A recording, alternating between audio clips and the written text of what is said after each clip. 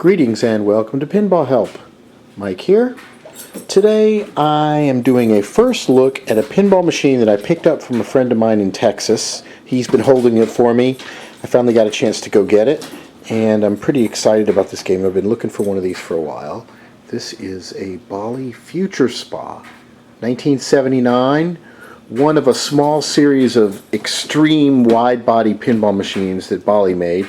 This thing is bigger than your standard Williams or Gottlieb wide bodies. They're just like kind of monstrous machine that, early solid state, expansive play field, in the same vein as Space Invaders, Paragon, Hot Doggin', Embryon, and machines like this.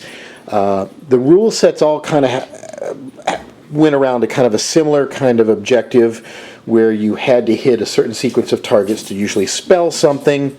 You had usually some playfield feature that would spot one of the things you needed.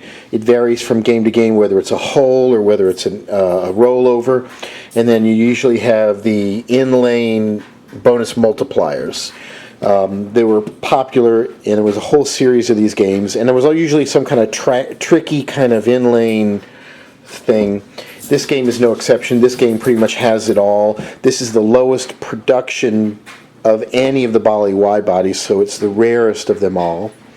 This was made a little bit over 2,000 of these compared with something like 9,000 Paragons, even though Paragon is widely regarded as the most desirable of all the 70s, 80s era Bally wide bodies. But I really like this game. It's got that cool kind of 60s, 70s sci-fi, Westworld, Logan's Run kind of motif to it. It's got Paul Ferris's artwork on the back glass here, combined with the master Dave Christensen doing the play field. They apparently didn't have enough time for one artist to do it, so they kind of tag team this game. I think it works really well. It's got that kind of classic sexy, buxom Bally kind of girl theme on it, which worked out really well when these things were in the arcades. And so we're going to take a look at this game, give you an idea the condition of it. You can see the playfield artwork is this red, white, and blue, although it quickly fades to pink. And we can see what the original color actually was by pulling up the lockdown bar. And you can see the difference in the shade there to show that there was some significant fading. Other than that, though, if you look at the lockdown bar, look how clean that is. It's really nice. This game is in pretty nice condition. Usually these Bally's were very reliable games, so they got the crap played out of them, and they would get beat up a lot.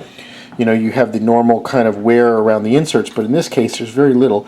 There's a little wear spot right there from the slingshots, and other than that, not a whole lot. This game is really quite clean. It hasn't been super cleaned up. I just did a little clean and a wax on it. This game was actually used in the Oklahoma Papa Championships recently. My friend Marcus, who picked it up, brought it over there, and it was a surprise hit of the show. A lot of people had not played this game before, and they were really blown away by it. So now there's a whole bunch of professional pinball or highly competitive players that are super hot to get this game because it's one that doesn't show up very often. So I had to get my hands back on it quickly before it disappeared, because people found out how good a game this is, how much fun it is, how challenging it is, and how great it is as a competitive pinball machine. So now expect the prices for these guys to go up and then them to be hard to get a hold of. So let's take a look at this particular game. Pretty darn clean. This is an all-original game. It does not have an All-Tech MPU in it. It's got the original board. You can see the inside looks really pretty nice and clean. And there's a little, take a look at the side here. Artwork on the side kind of really doesn't necessarily match the Future Spa theme. I don't know if this was some stencil they were working on for something else, but it's pretty cool nonetheless. This back glass in really good shape. There's one kind of problem with this. You can see down here there's a little bit of a crack. The previous owner had actually put Mylar tape over the back to mitigate that, which is pretty crappy. I'm not even going to try to pull that Mylar tape on it, but I did triple thick over it. I may try to do the triple thick saran wrap trick to kind of push this down later on, but I initially wanted to seal the back glass, so it is sealed. This back glass has a pretty cool feature. I don't know if this translates well on the video, but let's take a look at the future spa part. I don't know if you can see it, but there's a prismatic effect with the lights. There's actually a recessed area there in the back box, and there's a piece of prismatic diffusing plastic that kind of makes all of the lights look like kind of that 70s, rainbow tape kind of thing. So it creates a really cool kind of 3D effect. It's really, really neat. I'm looking forward to throwing some LEDs in here that'll make that pop even more. Obviously, it's a mirrored back glass. I'd pull the back glass off, but I'm doing this one-handed as usual, so I really don't want to risk pulling that thing off. And I could show you, but there's basically the regular back glass, and then there's a recessed square here with the lights for this pushed back another 3 or 4 inches, so that there's an interesting kind of a 3D effect. Let's see if you can see. But it's pretty darn neat. One of the neater back box features that I've seen. So this is the game. Another feature of this game is this is the second pinball machine that ever had ambient background music. The first one was earlier in the same year. That was Williams' Flash, a Steve Ritchie game that had the music that kind of got progressively more intense as you played. This game has that same feature, so we'll start a game. And you see it's got that kind of 3D thing going on. I'll try to do a little, tell you what, my assistant, come over here for a moment. I just need somebody to work on one of the flippers, or maybe work both of the flippers, and I'll talk, you play the game. My anonymous assistant there. So the rule set on this is pretty simple. You basically want to spell future spa and hit those bonus multipliers in the progressive. Yeah, not do that. You don't want to do that.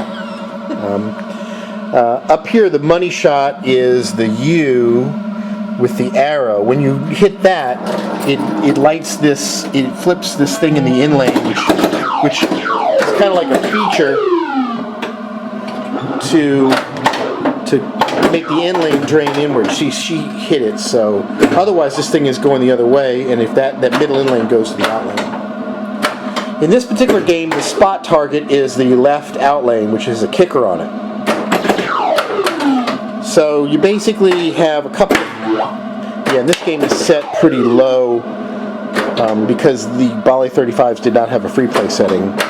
So the way you kind of make it on free play is you set a game for like 10,000 points, so every time somebody plays, they're guaranteed to pop a game, so there's always credits on the machine. So a little quick look at the gameplay.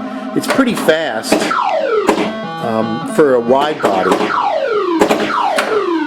General rule is avoid the center target here, which is kind of a sucker shot that'll send the ball right down the middle.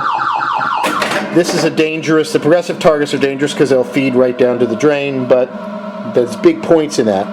Like many of the Ballies of this era, the objective is to score well early because the bonus carries through on each subsequent ball. So if you have a good ball 1, then all you really need to do is hit those bonus multipliers and you'll get big points, no matter how bad your play is.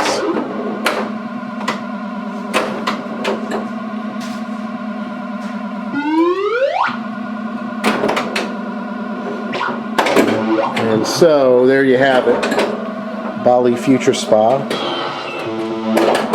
It's a really fun game. This is a good competitive game. It's very challenging, short ball times, like most of the games from this era. Probably we'll be doing more work on this over time, but I wanted to show y'all a little first look at the game, and hope you enjoy it. For more, visit pinballhelp.com. Thanks for watching.